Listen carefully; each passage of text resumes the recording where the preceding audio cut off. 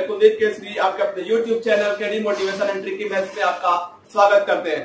दोस्तों, मेरा पिछला क्लास नंबर सिस्टम पार्ट 1 से रिलेटेड था, जिसमें हमने आपको होल नंबर्स और इंटीजर्स तक की जानकारी दी थी। इसलिए हम अपने इस नंबर सिस्टम के अगले पार्ट 2 में हम यहाँ पे रियल नंबर से स्टार्ट करेंगे। आइए दोस्तों, रियल नंबर्स के बारे में हम जानते हैं। रियल नंबर्स क्या होते हैं? दोस्तों, हमने पढ़ा कि प्राकृतिक संख्याएं, फिर पूर्ण संख्याएं, फिर पूर्णांक संख्याएं। यहाँ पे एक बात ध्यान देने की है कि प्राकृतिक संख्याओं के बारे में जब बात की जा रही थी तो उसमें बताया गया था कि जितने भी काउंटिंग नंबर्स होते हैं वे सारी प्राकृतिक संख्याएं होती हैं। इसके बाद बात किया गया पूर्ण संख्याएं क्या होती हैं, तो बताया गया कि प्राकृतिक संख्याओं के सेट में ही केवल जीरो को जब जोड़ देते हैं तो वह क्या बन जाता है? पूर्ण संख्या बन जाती है। साथ ही साथ जब इस पूर्ण संख्याओं के सेट में जब निगेटिव नंबर्स जुड़ जाते हैं तो वह पूर्ण संख्याओं का सेट पूर्णांक संख्याओं के सेट में कन्वर्ट हो जाता है। तो दोस्तों, ये सारी चीजें हमने प्रीवियस वीडियो में यानी कि नंबर सिस्टम पार्ट 1 में डिस्कशन कर चुके हैं। अब हम यहाँ पे डिस्कशन जो करेंगे वह वास्तविक संख्याओं पे डिस्कशन करेंगे। तो आज की वीडियो हमारी बहुत ही हेल्पफुल और बहुत ही इंपॉर्टेंट होने वाली है, क्योंकि हम आपको इस वीडियो में बहुत अच्छी चीजें बताने वाले हैं। इसलिए दोस्तों, इस वीडियो में बहुत ही सीरियसली और बहुत ही कंसेप्चुअल चीजें बताने वाले हैं, जिसको आपको बहुत ही ध्यान से सुनना होगा। दोस्तों, वास्तविक संख्याएं क्या होती हैं, सबसे पहले इस बात पे चर्चा की जाएगी। दोस्तों, वास्तविक संख्याएं होती क्या हैं, इसके बारे में जब बात की जाती है तो कहा जाता है कि the collection of rational and irrational, the collection of rational and irrational is called real number. यानी रियल नंबर्स का सेट एक ऐसा सेट होता है जिसमें रेशनल नंबर्स भी आते हैं और इरेशनल नंबर्स भी आते हैं। अब बात आती है कि जब रियल नंबर रेशनल और इरेशनल का कलेक्शन होता है तो सबसे पहले हम जानना चाहेंगे कि रेशनल क्या होता है और उसके बाद इरेशनल क्या होता है। तो दोस्तों, रेशनल नंबर्स की डिफिनीशन क्लास 6 स्टैंडर्ड से ही पढ़ते आ रहे हैं कि रेशनल नंबर्स की डिफिनीशन यानी परिमेय संख्या की परिभाषा बताई जाती है कि वे संख्याएं जो P/Q के फॉर्म में लिखी जा सकती हैं, जहां P और Q कोई इंटीजर्स हो और Q कभी भी जीरो नहीं हो सकता। यानी कि X be any number written in form of P/Q, written in form of P/Q, where P and Q is the element of Z and Q not equals 0। Actual जो डिफिनेशन होती है वो परिमेय संख्या की ये होती है, यानी कि कोई भी नंबर है अगर P/Q के फॉर्म में लिखा जा रहा है और Q 0 के बराबर नहीं है तो वो संख्याएं परिमेय संख्याएं कहलाती हैं। दोस्तों, ये तो सबसे बेसिक डिफिनेशन होती है, बट हम अगर बात करें परिमेय संख्या की तो परिमेय संख्या की एक एडिशनल डिफिनेशन भी आपको जाननी जरूरी है। वो एडिशनल जो डिफिनेशन है वह दशमलव प्रसार पे आधारित है। वह दशमलव प्रसार पे आधारित है, यानी कि किसी भी परिमेय संख्याओं का जो दशमलव प्रसार लिखते हैं तो दशमलव के बाद हम देखते हैं कि तीन तरह के परिमेय संख्याओं में तीन तरह के दशमलव एक्सप्रेशन यानी कि दशमलव प्रसार होते हैं। फॉर एग्जाम्पल 10/3, तो 10/3 का अगर हम दशमलव प्रसार निकालें यानी डेसिमल एक्सप्रेशन निकालें तो हम देखते हैं कि 3.3333 रिपीट इनफाइनाइट टाइम तक जाएगा। फिर एग्जाम्पल 7/8 के बारे में जब बात करते हैं तो वहां पे देखते हैं कि 0.875 मिलता है। यानी यहाँ पे अगर 7/8 को देखा जाए तो यह एक ऐसा रेशनल नंबर है जो कम्प्लीटली डिविजिबल है, बट यह कम्प्लीटली डिविजिबल नहीं है, लेकिन रिपीटेशन हो रहा है। एक तीसरा एग्जाम्पल 1/7 है। 1/7 का जब डेसिमल एक्सप्रेशन देखते हैं तो देखते हैं कि 0.142857। फिर यही सेम नंबर्स बहुत कई बार रिपीट होने लगता है। तो हम देखते हैं कि जो परिमेय संख्याओं का दशमलव प्रसार है वह तीन तरह से हो सकता है। एक तो कंप्लीट डिविजिबल हो सकता है, एक तो कंप्लीट डिविजिबल हो सकता है, एक कंप्लीट डिविजिबल नहीं होकर के एक ही नंबर्स का डेसिमल के बाद का एक ही नंबर्स का कंटिन्यूअसली रिपीटेशन हो सकता है, और तीसरे टाइप का जो एक्सप्रेशन होता है वह डेसिमल के बाद कुछ नंबर्स का कंटिन्यू क्या होता है, रिपीटेशन होता है। यानी कि अगर सिंपली अगर दूसरी डिफिनेशन के बारे में बात करें तो परिमेय संख्याएं वे संख्याएं होती हैं जिनका दशमलव प्रसार में दशमलव के बाद के जो अंक हैं वो रिपीट तो करते हैं बट टर्मिनेट नहीं करते, टर्मिनेट कर सकते हैं और कंप्लीटली डिविजिबल भी हो सकते हैं। अब दोस्तों यह परिमेय संख्याओं को एक नंबर लाइन सिस्टम पे हम देखना चाहे तो परिमेय संख्याओं को नंबर लाइन सिस्टम पर जब हम देखते हैं तो यहाँ पर देखते हैं कि 0 फिर 1 है फिर 2 है, तो देख रहे हैं कि दो परिमेय संख्याओं के बीच अनंत परिमेय संख्याएं पाई जाती हैं। इसलिए यहाँ पे सबसे इंपॉर्टेंट बात यह ध्यान रखने की है कि दो परिमेय संख्याओं के बीच अनंत परिमेय संख्याएं हो सकती हैं, जबकि अदर किसी भी सेट में जो मैंने इधर बताया था इसमें दो प्राकृतिक संख्याओं के बीच में कोई प्राकृतिक संख्या नहीं हो सकती। वही हाल पूर्ण संख्या के साथ और वही हाल पूर्णांक संख्याओं के साथ है। तो दोस्तों परिमेय संख्याओं में स्पेशली अगर देखा जाए तो इनके दो परिमेय संख्याओं के बीच अनंत परिमेय संख्याएं देखने के लिए हमको मिलती हैं। अब हम बात करते हैं परिमेय संख्या के बाद अपरिमेय संख्या, इरेशनल की डिफिनेशन, सामान्य जो डिफिनेशन दी जाती है कि वे संख्याएं जो P/Q के रूप में नहीं लिखी जा सकती और Q नॉट इक्वल्स 0, यानी कि वे सभी संख्याएं जो P/Q के फॉर्म में नहीं लिखी जा सकती हैं उन्हें हम अपरिमेय संख्याएं कहते हैं। लेकिन इसकी जो स्टैंडर्ड डिफिनेशन दी जाती है, जो बेसिक डिफिनेशन, सबसे कंसेप्चुअल डिफिनेशन दी जाती है वह दशमलव प्रसार के आधार पे दिया जाता है। फॉर एग्जाम्पल जैसे √2 है, जितने भी प्राइम नंबर्स हैं उन प्राइम नंबर्स के जो स्क्वायर रूट होते हैं वे सभी अपरिमेय संख्याएं होती हैं। ये सीरियसली आपको जानना है, ये ध्यान रखना है। जितने भी प्राइम नंबर्स हैं उनका स्क्वायर रूट क्या होता है, हमेशा एक अपरिमेय संख्या होती है। साथ ही साथ पाई भी एक अपरिमेय संख्या है। बहुत सारे लोग जानते हैं कि पाई की जो एक्चुअल वैल्यू होती है वो 22/7 होती है, बट रियल में पाई की जो वैल्यू होती है वो 22/7 होती ही नहीं है। अगर ऐसा होता तो पाई किस में जाता, परिमेय संख्या में जाता। इसलिए यह परिमेय नहीं है, पाई क्या है, एक अपरिमेय संख्या है। साथ ही साथ एक्सपोनेंशियल सीरीज के बारे में बात की जाती है तो ई की जो वैल्यू होती है वह 2 और 3 के बीच में होती है। ये कोई नहीं जानता फिक्स की कितनी होती है, बस ये बताया जाता है कि ई की जो वैल्यू होती है वो 2 और 3 के बीच होती है। इसलिए ई भी क्या है, अपरिमेय संख्या है। अब बात आती है अपरिमेय संख्या की एक्चुअल डिफिनीशन होती क्या, अपरिमेय संख्या की एक्चुअल डिफिनीशन होती क्या है। तो अपरिमेय संख्या की एक्चुअल जो डिफिनीशन बताई जाती है वो बताई जाती है कि वे संख्याएं जिनका दशमलव प्रसार यानी कि डेसिमल के बाद के जो नंबर्स होते हैं वो non terminating and non recurring, यह सबसे महत्वपूर्ण बात है। और अपरिमेय संख्या के डिफिनीशन में non terminating and non recurring, अब इसका एक्चुअल सेंस क्या होता है तो हम एक एग्जांपल के माध्यम से बताना चाहेंगे कि जो पाई √2 है ना, आप √2 में डेसिमल एक्सप्रेशन को देखेंगे। डेसिमल एक्सप्रेशन में 4, 1, 4, 2, 1, 3, 5, 6 ऐसे इनफाइनाइटली इसका प्रसार कभी खत्म ही नहीं होगा, हमेशा ये कंटिन्यूअस इसका प्रसार चलता रहेगा।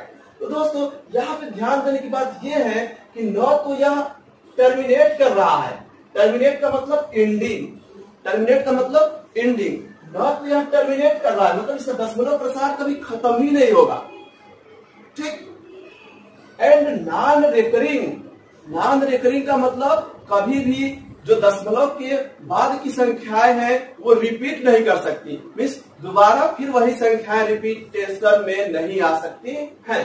इसलिए एक्चुअल डिफिनीशन दी जाती है अपरिमेय संख्या की, वह अपरिमेय संख्या की परिभाषा जो दी जाती है कि वे नंबर्स जिनका दशमलव प्रसार non terminating and non recurring, मतलब न कभी रिपीट कर सकता है और न ही कभी खत्म हो सकता है। तो दोस्तों सबसे महत्वपूर्ण बात परिमेय संख्या की यही होती है। हम इसकी डिफिनेशन बताने में जो सिंपल डिफिनेशन यूज करते हैं कि वे संख्या जो P अपान Q के रूप में नहीं लिखी जा सकती, जहाँ Q नॉट इक्वल 0, वह जनरल डिफिनेशन है। बट अगर सही सेंस में समझना है तो अपरिमेय संख्या वे संख्याएं होती हैं जिनका decimal expression non terminating and non recurring होता है। दोस्तों इस पूरे नंबर सिस्टम में मैंने आपको सारे डिफिनेशन क्लियर कर दिया। मैंने पिछले लेक्चर से लेकर के और अभी तक के जितने भी नंबर सेट के बारे में बताया, वो सारी बातों का हम एक निचोड़ बताने जा रहे हैं आपको। यानी जितना अब तक हम पढ़े हैं उस सबका एक निचोड़ हम आपको एक छोटे से सेट के माध्यम से बताना चाहेंगे। दोस्तों देखिए, हमने कल पढ़ा प्राकृतिक संख्याएं, पूर्ण संख्याएं, पूर्णांक संख्याएं, वास्तविक संख्याएं, वास्तविक संख्याओं में परिमेय संख्या, अपरिमेय संख्या, इतनी बातें हो चुकी है। अब दोस्तों यहाँ पे बात आती है जब सेट की, तो एक छोटा सा हमने एक बॉक्स में आपको दिखाया है। सबसे महत्वपूर्ण पूरे चैप्टर का यही निचोड़ है। पूरे चैप्टर का निचोड़ है कि नेचुरल नंबर्स के सेट को W कंटेन करता है, W के सेट को Z कंटेन करता है और Z के सेट को R कंटेन करता है। मीन्स जो नेचुरल नंबर प्राकृतिक संख्याएं होती हैं, वह सभी प्राकृतिक संख्याएं पूर्ण संख्याएं भी होती है। इसका मतलब जो होल नंबर्स है, होल नंबर्स किसमें कंटेन होता है? Z में। यानी कि सभी पूर्ण संख्याएं क्या होती हैं? पूर्णांक संख्याएं होती हैं। Z कंटेन्स R, मतलब सभी पूर्णांक संख्याएं वास्तविक संख्याएं होती है। यानी अगर बात की जाए तो नेचुरल नंबर से बड़ा सेट होल नंबर्स का होता है, होल नंबर से बड़ा सेट इंटीजर्स का होता है, इंटीजर्स से बड़ा सेट रियल नंबर्स का होता है। मतलब रियल नंबर्स का जो सेट है, अगर इसकी बात की जाए तो बताया जाता है मैथमेटिक्स में कि the set of real number is the set of real number is the largest set in the number of world। यानी संसार की दुनिया में जो रियल नंबर्स का सेट होता है वह सबसे बड़ा होता है। तो दोस्तों हमने रियल नंबर्स के बारे में डीपली जानकारी ले चुके हैं। अब मैं आपको एक और बेसिक कंसेप्ट और बहुत ही क्यूरियस क्वेश्चन यहाँ पे आपको बनना चाहिए, और वह एक बहुत ही इंपॉर्टेंट चीज में बताने वाला हूँ आपको कि यहाँ पे आपको विचार करना चाहिए।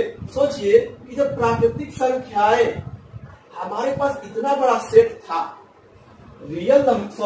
नेचुरल नंबर्स का सेट जो है वो 1 to इनफाइनाइट हमारे पास पहले से ही जब अवेलेबल था, तो बात आती है कि पूर्ण या पूर्णांक संख्याओं की आवश्यकता क्यों पड़ी। दोस्तों देखिए, हमारा जो प्राकृतिक संख्या है वह, इसमें मान लो कोई भी दो प्राकृतिक संख्या ले लीजिए, मान लो 1 + 2 3 4 + 6 10, ठीक है। तो दो प्राकृतिक संख्याओं का जो सम होता है, जोड़ होता है, वह हमेशा एक प्राकृतिक संख्या होती है। इस बात की 100% गारंटी है। बट दो प्राकृतिक संख्याओं का अंतर, बात पे ध्यान देना है, दो प्राकृतिक संख्याओं का अंतर हमेशा एक प्राकृतिक संख्या नहीं होती है। मतलब कि 2 - 1 एक प्राकृतिक संख्या हो सकती है, लेकिन 1 - 2 - 1 is not element of n।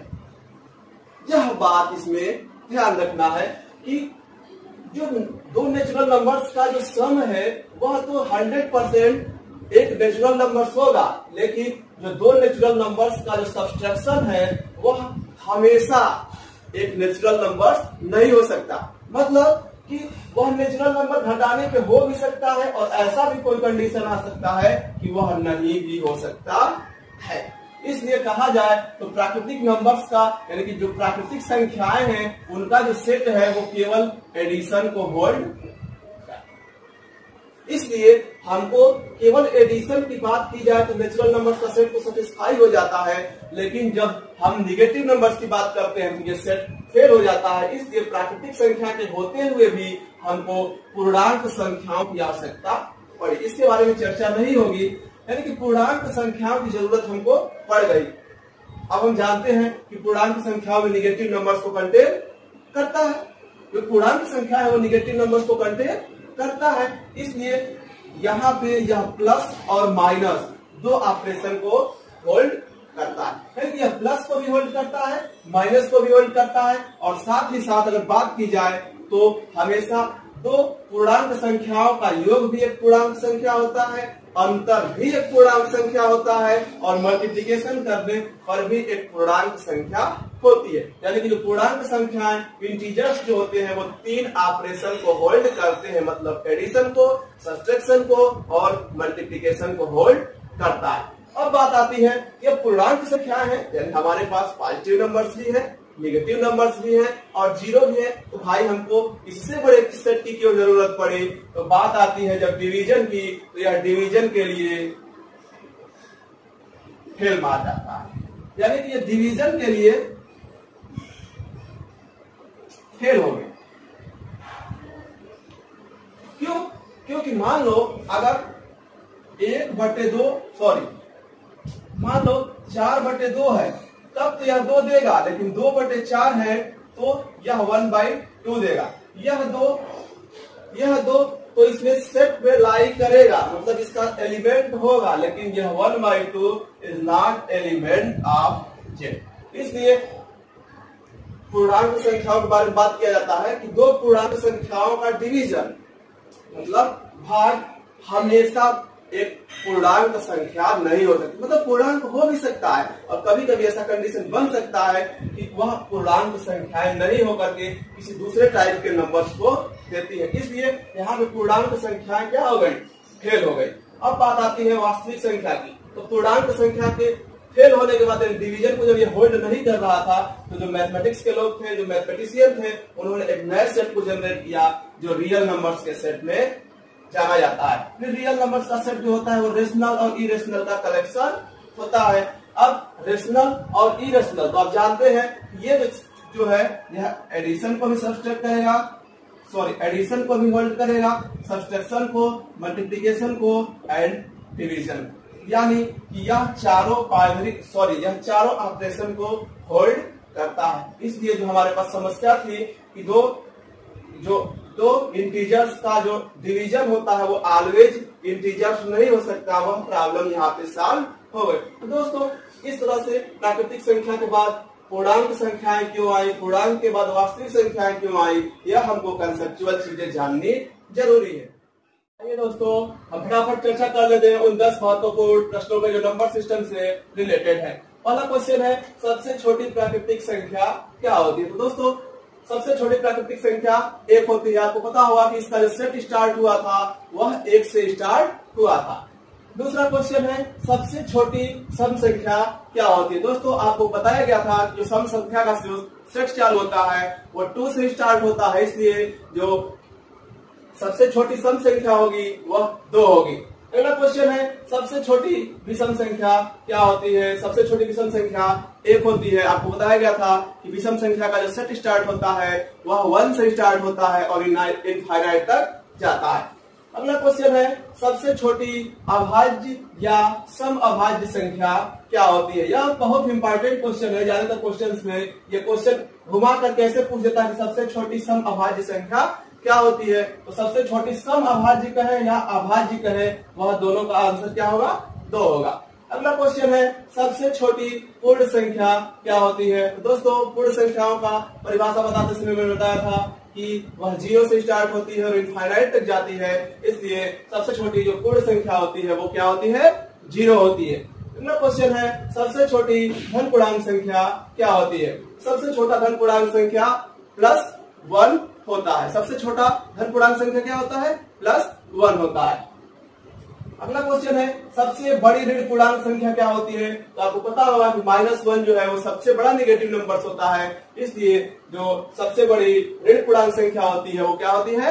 -1 होती है। अगला क्वेश्चन है और यह भी बहुत महत्वपूर्ण है कि एक न तो भाज्य है और न ही अभाज्य, यानी कि एक को न तो भाज्य की श्रेणी में रखा गया है और न ही अभाज्य की श्रेणी में रखा गया है। अगला क्वेश्चन है कि 1 से 50 तक की गिनती में अभाज्य संख्याओं की संख्या कितनी होती है। तो 1 से 50 तक की गिनती की संख्याओं में अभाज्य संख्याओं की जो संख्या होती है वो 15 होती है, यानी 15 होती है। लास्ट क्वेश्चन है 1 से 100 तक की गिनती की संख्याओं में अभाज्य संख्याओं की संख्या कितनी होती है। तो दोस्तों उसकी जो संख्या होती है वो 25 यानी 25 होती है। दोस्तों इसके साथ ही हमारा यह टॉपिक यहीं पे हमारा टॉपिक समाप्त होता है और इसके साथ ही हमारा नंबर सिस्टम का भी यह चैप्टर क्लोज होता है। दोस्तों आपको हमारा यह नंबर सिस्टम का टॉपिक कैसा लगा? आपको अगर वीडियो हमारी अच्छी लगी हो तो लाइक, कमेंट और शेयर करना मत भूलिएगा। और साथ ही साथ अगर आप